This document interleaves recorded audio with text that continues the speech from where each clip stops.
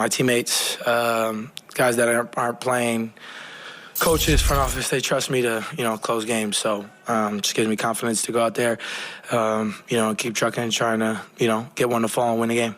Is there anything in your head of we shouldn't be in overtime at this? We were doing so well in the first half. We got to get this one done for you. Yeah, I mean, you can't. I guess you can't go into it like that. I mean, listen, you got to respect everybody at the end of the day. Like, we're all NBA players. It doesn't matter records.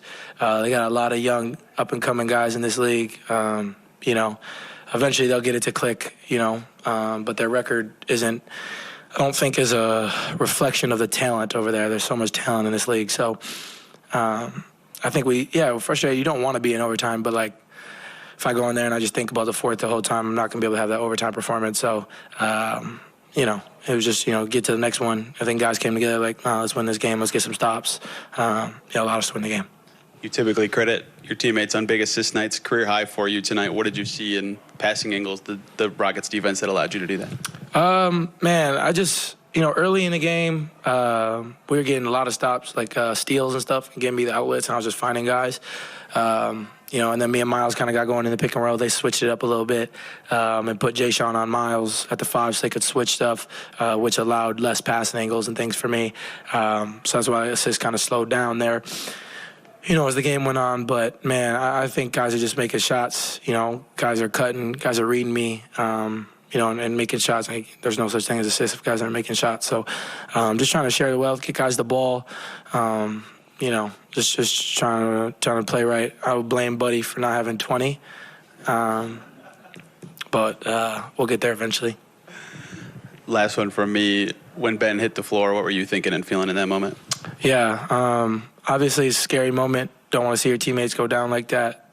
But I was just, I'm not part of the medical staff, so I was trying to think what could I do to help. I think everybody, the guys helped him get off the floor.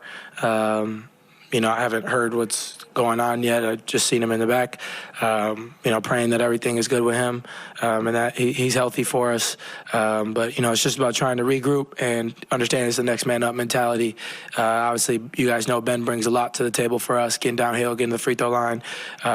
He does a lot of good things for us. So his next man up mentality and kind of, sharing that with the guys. Like, all right, somebody's got to step up, tonight for us to win this game. So, I would say that's the biggest thing is just trying to regroup the unit, let our medical staff take care of Ben, praying for everything goes right for him.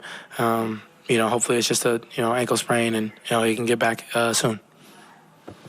I guess to keep harping on the same point of the fourth to the overtime, I mean, what did go wrong, I guess, in the fourth, and what was sort of said, I guess, in between the fourth and overtime to kind of just get everybody's mind right, Yeah, well, they went to the free throw line for like every play in the third quarter. We didn't get any stops. It felt like in that third quarter, second half, they kept going to the free throw line. And I say, the way this league works, man, you let a team hang around forever, eventually it's going to come back to bite you. And so, Jabari hits that fadeaway. I mean, amazing, tough shot, but we shouldn't have been in that situation to begin with. I had a couple bad possessions offensively. And that allowed leak-outs and stuff for them.